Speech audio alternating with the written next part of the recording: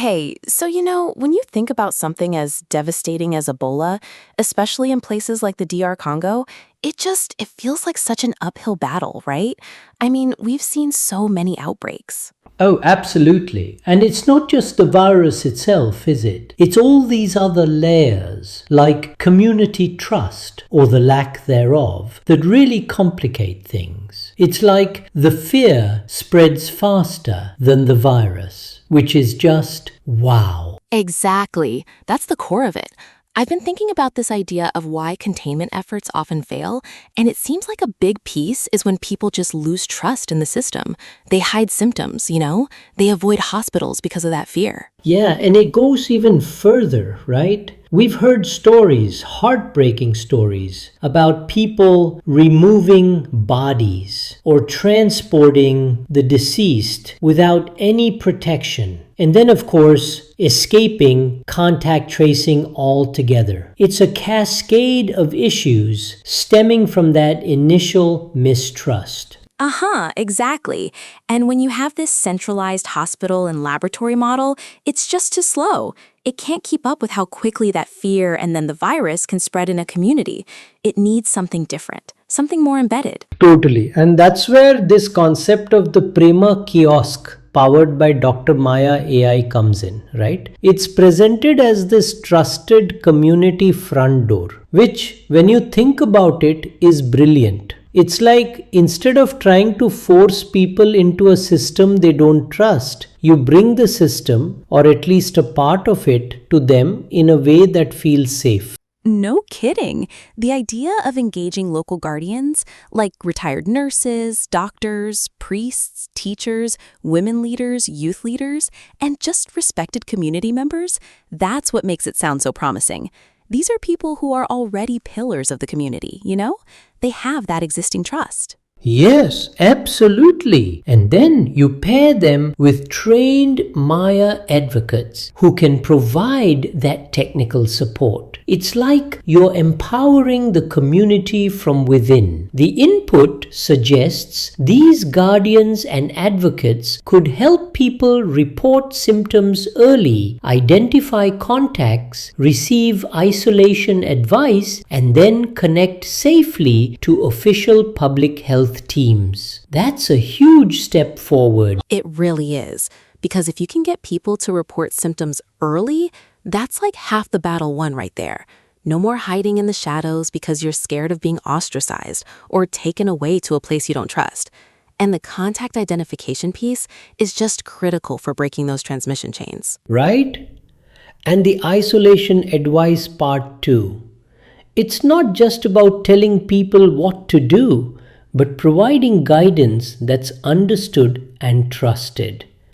It's about making that process feel less like punishment and more like protection, both for the individual and the community.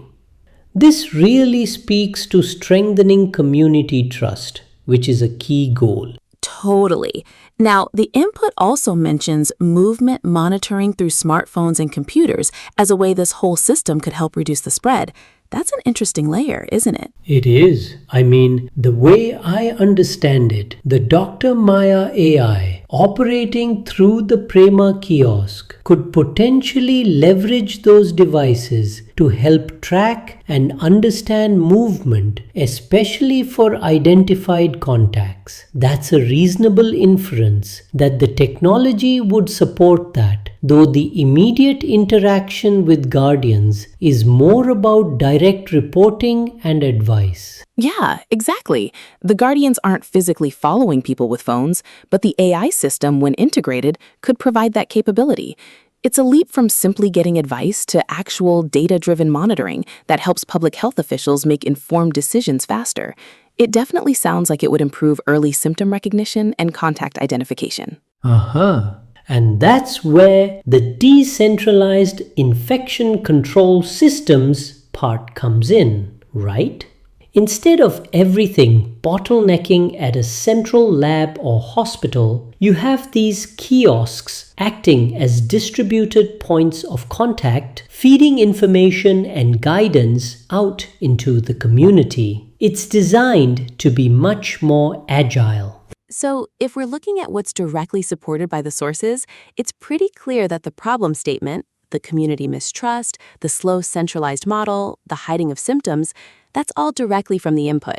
And the proposed solution, with Prima Kiosk, Dr. Maya AI, local guardians, and Maya advocates, and their roles in early reporting, contact tracing, and isolation advice, that's also very clearly laid out. Agreed. What seems like a reasonable inference then is how the Dr. Maya AI might specifically facilitate that movement monitoring aspect, and how the overall decentralization would lead to a faster response time than the traditional model. It's implied, that faster and more trusted information flow will inevitably speed things up. Yeah, that makes sense. But then's the big question mark, right? The what remains unproven and needs pilot validation part. I mean, the effectiveness of Prima Kiosk and Dr. Maya AI in actually reducing Ebola spread in a real-world scenario, particularly in the DR Congo. And also, how effectively that smartphone and computer-based monitoring would integrate and be accepted. Exactly. It all sounds fantastic on paper, and the logic is definitely there. But until you run those pilot programs, until you see it in action, how people truly react to the guardians, to the AI, to the monitoring aspects, that's the real test. Will it truly build the trust needed to overcome years of fear and mistrust? That's the ultimate validation needed. So, to sum it up, the problem is deep-seated community mistrust and a slow, centralized response system that Ebola just exploits, And the potential solution, Prima Kiosks with Dr. Maya AI and local guardians, aims to flip that by building trust and decentralizing the initial response. Absolutely. It's about turning those community leaders into key players in public health, using technology to empower them and getting that vital information flowing early and safely. But like we said, the proof of concept, the actual impact on reducing the spread, that's still the exciting, necessary next step.